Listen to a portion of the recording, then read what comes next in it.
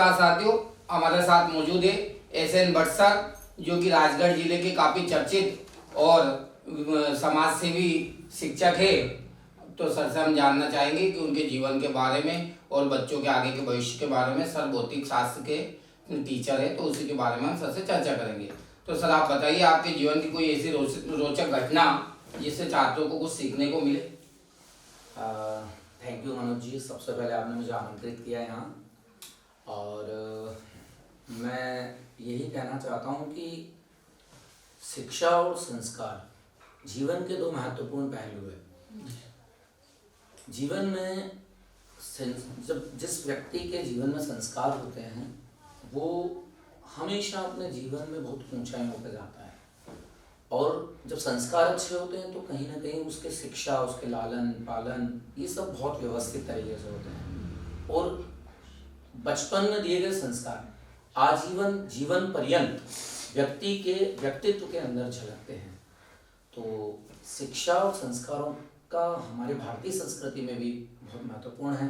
तो यही कारण है कि हमारे यहाँ पहले गुरुकुल पद्धति हुआ करती थी, जिसके आधार पे हमारे यहाँ के बच्चे गुरुकुल में जाया करते थे। और आज थोड़ा सा मैं यही देखता हूँ कि कहीं ना कहीं संस्कारों में बच्चों में कमी आई है।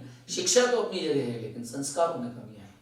और संस्कार जरूरी है सर। शिक्षा एक बार अगर थोड़ी कम भी हो तो मैं मानता हूँ चलेगा, क्योंकि कई लोग ऐसे जो शिक्षा नहीं जानते लेकिन संस्कारों से उन्होंने दुनिया को जीता है। ऐसा देखा है कहीं ना कहीं, कला के क्षेत्र में हो कि क्रिकेट के क्षेत्र में। शिक्षा एक बार का कम भी हो चलेगा, लेकिन संस्कार तो जीवन में जरूरी है सर। बहुत जरूरी है, बिल्कुल सही कहा आपने सर। और ये आज के छात्रों में काफी कम देखने को मिलता है। आप तो इस विभाग से जुड़े हो, शिक्षा के, आप पढ़ाते भी हो, आपको तो फेस भी करना पड़ती है चीजें, तो आप कैसे हैंडल करते हो। बिल्कुल सही कहा आपने। वर्तमान जो परिप्रेक्ष्य है उसमें बच्चों को हम देख रहे हैं, आज से कुछ साल पहले अगर हम देखें और वर्तमान में अगर हम देखें, तो आज से लगभग 10-15 साल पहले जो बच्चे आते थे वो बच्चों के अंदर एक संस्कार होता था, वो अपने टीचर्स का एक रिस्पेक्ट करते थे, उनके अंदर ये होता था कि ये हमारे गुरु हैं। और वर्तमान जो शिक्षा प्रणाली में हम देख रहे हैं कि जो बच्चे आ रहे हैं, कहीं ना कहीं उसके लिए बहुत सारे परिवेश में जो एक्टिविटी चल रही है, जिस तरह की जैसे मोबाइल का आना, अन्य जो भी एक्टिविटीज़ है, जिसकी वजह से बच्चों में कहीं ना कहीं उनके मनस्थिति में परिवर्तन हुआ है। और उसके कारण आज बच्चा उतना रिस्पेक्ट टीचर का नहीं करता है, और उसको ऐसा लगता है कि बस ये तो मेरे गुरु हैं, ये मेरे गुरु नहीं, ये तो मेरा टीचर है। गुरु और टीचर में तो बहुत बड़ा अंतर हो गया। बहुत अभी जो देखने में आ रहा है कि बच्चा उतने संस्कारी या उतना अपने टीचर का रिस्पेक्ट नहीं कर रहा, जो कि मैं फेस कर रहा हूँ, मैं फेस करता हूँ इस चीज़ को। सम्मान नहीं कर पा रहा सर। वो सोचता है कि अपन जितना चार्ज कर रहा है, पैसे दे रहा है, उतना पढ़ा रहा है, ये काम है सर का। ये कह सकते हैं। आज बच्चों की जैसे विद्यालय में बच्चा जाता है तो वहाँ भी वो इतना उसका रिस्पेक्ट नहीं कर रहा। कहीं ना कहीं सम्मान में कमी आई है टीचर जी सर। और इसके लिए अकेला बच्चा ही नहीं, मुझे लगता है कहीं ना कहीं शिक्षक बंधु जो हैं उसमें भी उनकी भी कुछ कमियां हैं। कहते हैं ना कि सम्मान हृदय से होता है जी, और सम्मान उसी का होता है जिसके पास ज्ञान होता है। अब कहीं कहीं हम ये भी देखते हैं कि जब प्रॉपर ज्ञान बच्चे को नहीं मिल पाता है तो भी बच्चा उस टीचर का या उस संबंधित शिक्षक का सम्मान नहीं करता है। ये मेरा अनुभव है। जी सर। लेकिन मैं इसके लिए सर घर वालों को भी जिम्मेदार मानता हूँ, क्योंकि शिक्षक तो बच्चे के जीवन में बाद में आते हैं, पहले तो घर वाले ही आते ना। अगर माँ बाप ने संस्कार सिखाए होते, बताया होता कि शिक्षक का क्या महत्व है, तो बच्चा आज भी है कुछ बालक ऐसे जो संस्कार है और समझते हैं शिक्षक के महत्व को, बिल्कुल समझ पाते। टीचर तो बात का विषय है। बिल्कुल। अब आप बच्चे को पहले घर से ही बिगाड़ लोगे, पूरी पावर दोगे, हर चीजें उपलब्ध कराओगे, समय पे किसी चीज की कमी महसूस नहीं होगे, तो बच्चा तो बिगड़ेगा सर। बिल्कुल बिल्कुल मनोज जी, मैं आपकी बात से सहमत हूँ। और उसमें ये कहना चाहता हूँ कि आज के समय में जो सबसे बड़ा देखने में आ रहा है कि जो पेरेंट है, मतलब पालक जो है, हाँ, पालक की भूमिका बहुत महत्वपूर्ण है।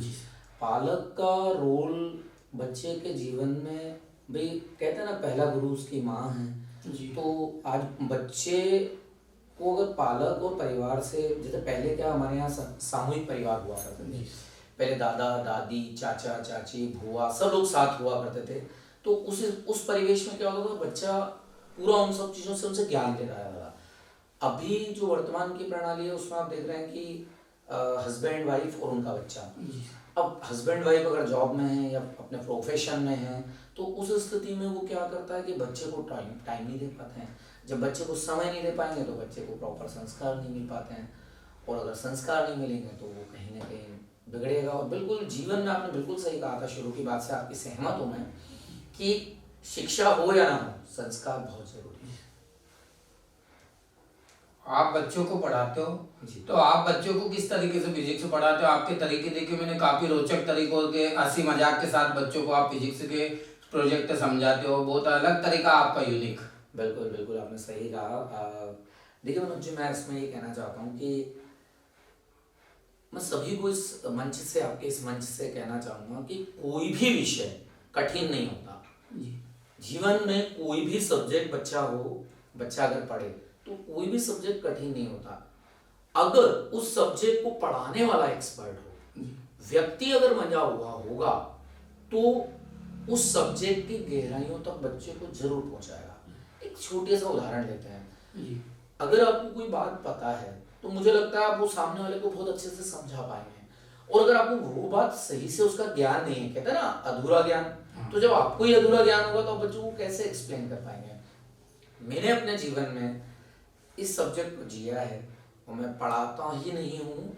मैं, हमारे एक सर थे, मैं उनका बहुत आदर के साथ नाम लेना चाहता हूँ, मोरेश्वर अभ्यंकर, इंदौर में वो नहीं है, लेकिन मैं ये कहता था कि वो पढ़ाते नहीं थे, वो पिलाते थे। कहने का तात्पर्य, बच्चे को जब तक आप कोई सब्जेक्ट उसके आंतरिक मन तक नहीं पहुंचाओगे तब तक वो चीजें पकड़ ही नहीं पाएगा। और मेरा जो पढ़ाने का सीधा सा तरीका है, मैं बच्चों को बहुत प्रैक्टिकल ज्ञान के साथ कनेक्ट करता हूँ।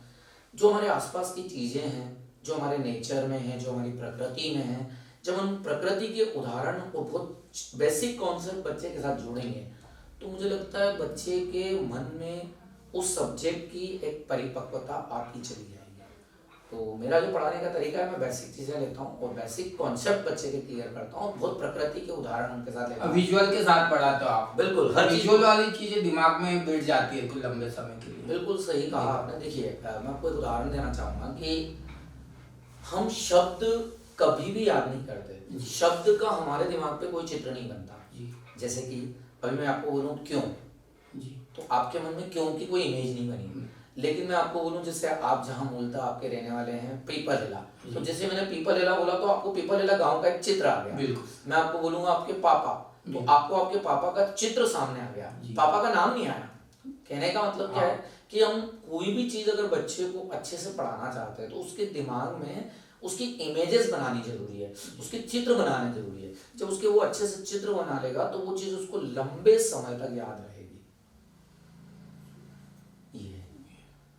और आपके जीवन की ऐसी कोई घटना हो जो आपको मतलब पूरे जीवन भर याद रही हो कि एक बार ऐसा हुआ है? बिल्कुल बिल्कुल। मैं अपने जीवन में, जब मैंने पिछले 2 साल पहले ही मैंने फिजिक्स पे एक प्रोजेक्ट बनाया था, और वो प्रोजेक्ट मेरा पावरलेस इलेक्ट्रिसिटी था। मतलब मैं ये चाहता हूँ कि जैसे मैं फिजिक्स से हूँ, तो आज तो कोई भी करंट को अगर एक स्थान से दूसरे स्थान पर अपने को भेजना होता है, तो आपने देखा हम तार लगाते हैं, वायर लगाते हैं, वायर के द्वारा इलेक्ट्रिसिटी, करंट एक जगह से फ्लो होता है दूसरी जगह तक। लेकिन मेरा जो प्रोजेक्ट था उसमें ये था कि मैंने बहुत दूर रखकर कोई भी बल्ब जला के दिखाया था। आज भी हम ये करके दिखा सकते हैं जी। तो वायरलेस इलेक्ट्रिसिटी का मेरा एक प्रोजेक्ट था, तो वो मैंने यहाँ पर डिस्ट्रिक्ट लेवल पे मेरी फर्स्ट पोजीशन रही थी। उसके बाद मैं मध्य प्रदेश लेवल तक मेरा हो गया राज्य स्तरीय से फिर मेरा जो है पूरे राज्य स्तर से मेरा सिलेक्शन हुआ था, और मैं राष्ट्रीय स्तर पे नेहरू विज्ञान केंद्र बॉम्बे में है जी, जिसको मैंने प्रतिनिधित्व किया था हमारे मध्य प्रदेश का। तो वहाँ मैंने जब इसको रिप्रेजेंट किया था हमारे राजगढ़ जिले को, हमारे ब्यावरा को, तो वो मेरे जीवन का अप्रतिम क्षण थे कि मैं अपने छोटे से प्लेस का नाम बहुत राष्ट्रीय स्तर पर उसको रिप्रेजेंट कर पाया था। ये बहुत बड़ा मेरे शिक्षा के क्षेत्र में रहते हुए मेरी उपलब्धि थी, जो मुझे बहुत खुशी देती है कि मैं अपने क्षेत्र में अच्छा कार्य करते हुए हमारे जिले का, हमारे देश का, हमारे मध्य प्रदेश का रिप्रेजेंट कर रहे थे। मतलब बिना वायर के लाइट एक स्थान से दूसरे स्थान पर करंट फ्लो करना। बिल्कुल बिल्कुल ब्लूटूथ की तरीके से। बिल्कुल ये संभव है। आने वाले समय में आप ये समझ लीजिए कि आज जो वायर कनेक्ट होते हैं, तो वायर से करंट जाता है, तो ये करंट जब वायर से जाता है तो उसमें बहुत सारी एनर्जी वेस्ट हो जाती है। बिल्कुल। तो वो एनर्जी जब वेस्ट होगी तो कहीं ना कहीं हमारे पास एनर्जी की कमी होगी। जी। तो आने वाले टाइम में जैसे और भी दूसरी कंट्रीज है, जैसे रशिया है, फ्रांस है, ऐसी कुछ कंट्री जहाँ पे वायरलेस तरीके से इलेक्ट्रिसिटी फ्लो होती है। सिर्फ खंबे पे लाइट आएगी, आपके घर में एक डिवाइस लगा दी जाएगी और वो डिवाइस से टोटल आपके घर में करंट आ जाएगा। तो इस तरह का हमारा प्रोजेक्ट था और ये आने वाले टाइम में ये प्रोजेक्ट सक्सेस हाँ, उससे तो रिस्क भी कम हो जाएगी। बिल्कुल रिस्क कम हो जाएगी आपका। हाईवे पे यहाँ पे जो भी करंट की जो रिस्क रहती है वो रिस्क सारी खत्म हो जाएगी। बिल्कुल बिल्कुल। बहुत बढ़िया प्रोजेक्ट है वो तो। बहुत बढ़िया, इस तरह का था प्लान में। ये इसको मैं आगे भी इस पे काम कर रहा हूँ और काम करूँगा। शिक्षा के क्षेत्र में आपका अनुभव कितने साल हो गए सर? बिल्कुल आपने सही कहा। मैं लगभग 25 वर्षों से इस फील्ड में काम कर रहा हूँ और मेरा ये 25 ईयर है पढ़ाते हुए। 99-2000 से मैंने पढ़ाना शुरू किया। मैंने नर्सरी के बच्चों को भी पढ़ाया और मैंने यूकेजी, फर्स्ट, सेकंड, ऐसी कोई क्लास नहीं होगी बीएससी तक जो मैंने नहीं पढ़ाई होगी। हर क्लास के बच्चों को मैंने पढ़ाया। शुरू में मैंने छोटे बच्चों को पढ़ाया तो मेरा छोटे बच्चों के साथ भी एक लगाव है। उन्हें उनके पढ़ाने की क्या टेक्निक्स होती है ये मैंने बहुत अच्छे से देखा है और उनको जिया है। बच्चों के साथ और बच्चों के बीच में रहने से एक शिक्षक को एनर्जी मिलती है और अगर हम बहुत ईमानदारी से बच्चों के बीच में मेहनत करते हैं तो कहीं ना कहीं हमें बच्चा सम्मान भी करता है। जी। तो इस क्षेत्र में आने की आपकी मतलब स्वयं की इच्छा थी या किसी कारणवश आना पड़ा? आप करना कुछ और चाहते थे जिंदगी में? बहुत बढ़िया क्वेश्चन पूछा आपने। एक्चुअली मैं इंजीनियर बनना चाहता था जी। और मेरे जीवन में मैंने भी इंजीनियरिंग की एग्ज़ाम दी थी। उसमें मैंने एग्ज़ाम में फाइट भी की थी। लेकिन मैं आपको बताना चाहता हूँ कि मेरी पारिवारिक पृष्ठभूमि बहुत कमज़ोर रही। मेरे पापा मम्मी बहुत पहले शांत हो गए थे तो आर्थिक स्थितियों के चलते मैंने आफ्टर 12th जो है मैं ग्रेजुएशन इंजीनियरिंग में करना चाहता था और लेकिन नहीं जा पाया किसी कारण से। और परिस्थितियाँ इतनी विपरीत थी कि मुझे जो है अपनी आजीविका और अपना पेट भरने के लिए कहीं ना कहीं मेरे को आजीविका चलाने के लिए काम करना था। तो मैंने सबसे पहले जो है कहीं ना कहीं किसी की हेल्प से होम ट्यूशन करना शुरू की। तो होम ट्यूशन से मैं लोगों के घर घर पढ़ाने गया। मैंने ब्यावरा में कुछ लोगों के घर पढ़ाया। घर जा जाकर पढ़ाया? बिल्कुल सर, मैं आपको बताना चाहता हूँ कि मनोज जी मैंने मतलब मैं घर लगभग 30 रुपये महीने में पहली बार क्लास पढ़ाने घर गया मैं और घर पढ़ाते पढ़ाते फिर एक घर से दूसरे घर पढ़ाने जाता था, दूसरे घर से तीसरे घर पढ़ाने जाता था। और ये पढ़ाने से पहले भी मैं आपको बताना चाहता हूँ कि ये तो फिर बाद में आया, लेकिन इससे पहले मैंने ब्यावरा के अंदर एसी होटल वालों की लॉज में काम किया। उस लॉज में काम करते हुए जब मैंने 3 महीने वहाँ काम किया, शाम को 6 से लेकर रात के 9 बजे तक, और कभी कभी जीवन में ऐसी परिस्थितियाँ थी कि मतलब एक टाइम शाम का खाना नहीं मिलता था। और जब वहाँ काम किया लॉज में, तब वो लॉज में काम करने के बाद मुझे लगा कि यार शायद जीवन में हमें कोई दूसरा क्षेत्र चुनना चाहिए।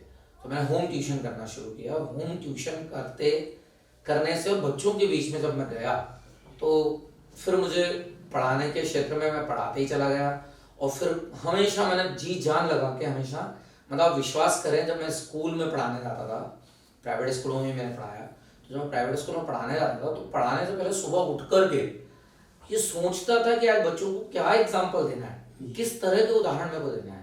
तो वो जीवन में जब वो उदाहरण में सोचता था तो वो चीज़ें बच्चों के बीच में जाके पढ़ाते थे। तो जब पढ़ाते फिर स्थिति ये होती चली गई कि हम भले इंजीनियर ना बन पाए, लेकिन हमने आज हजारों इंजीनियर बना दिए जो आज फॉरेन में, यूएस में और बहुत सारी कंट्रीज में हमारे पढ़ाए हुए स्टूडेंट यूएस में बहुत सारी जगह जॉब कर रहे हैं जो इंजीनियर हैं।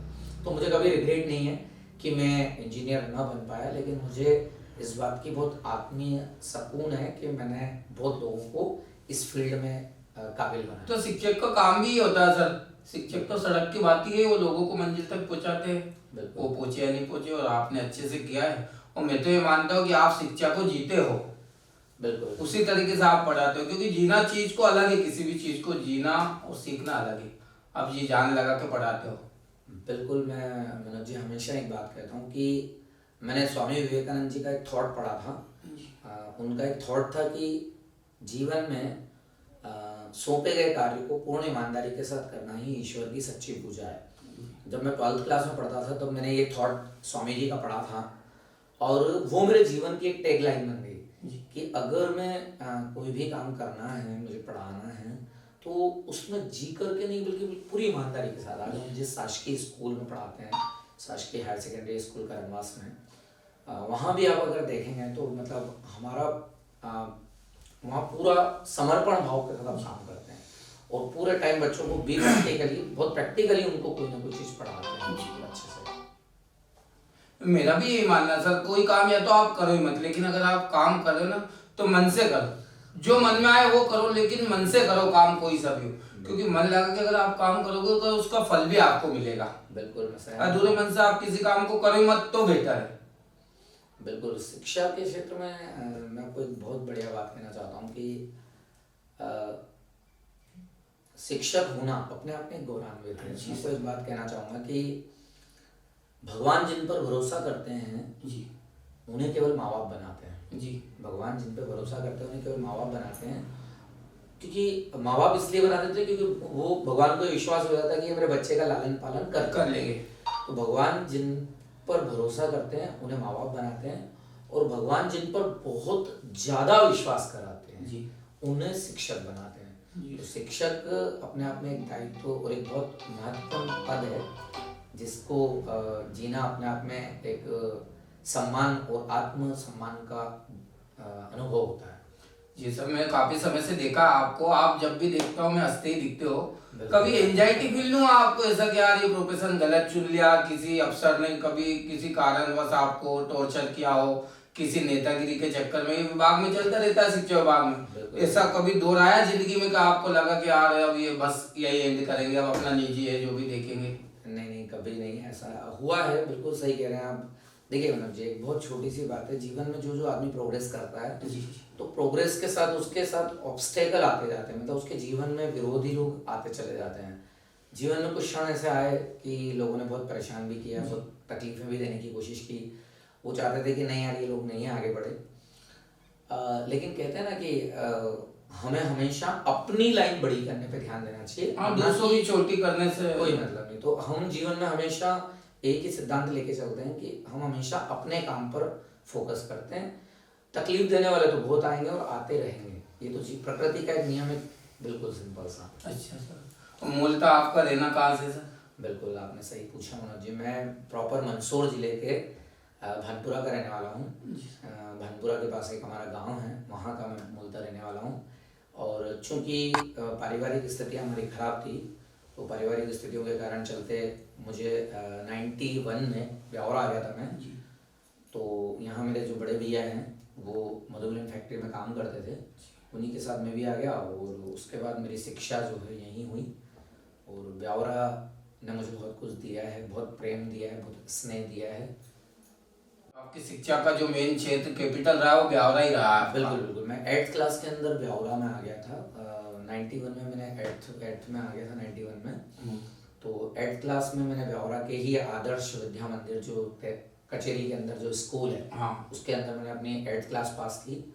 उसके बाद 9th to 12th मैंने अपने ब्यावरा जो अभी वर्तमान में CM राइज हो गया है, पहले शासकीय बालक उच्चतर माध्यमिक विद्यालय के नाम से जानते हैं, वहाँ से मैंने 9th से 12th पास किया। देन आफ्टर मैं इंदौर गया, इंदौर भी पढ़ाई की मैंने, 2 साल इंदौर रहा मैं। और हमारे कॉम्पिटिटिव लेवल की जो तैयारी थी मैंने भी इंदौर से ही की थी। उसके बाद मैंने कॉलेज किया, PG किया, B.Ed किया। और 2008 में पूरे डिस्ट्रिक्ट में जब मैंने एग्ज़ाम दी थी तो पूरे डिस्ट्रिक्ट में मेरी फर्स्ट पोजीशन थी। टॉपर रहे आप? बिल्कुल टॉपर था मैं 2008 में। पूरे ज़िले में मेरी फर्स्ट पोजीशन थी, फर्स्ट नंबर पे मेरा नाम था। उसके बाद 2018 में भी जब मैंने एग्ज़ाम दी थी तो पूरे MP में मेरी 31th रैंक थी, और राजगढ़ जिले में मेरी फर्स्ट पोजीशन थी फिजिक्स में। और उसी के बिहाफ पे मैं, वही है मैंने कहा ना आपसे, समर्पण। कोई भी सब्जेक्ट है समर्पण मांगता है, क्योंकि हमने जिया है तो उसी का नतीजा आपके सामने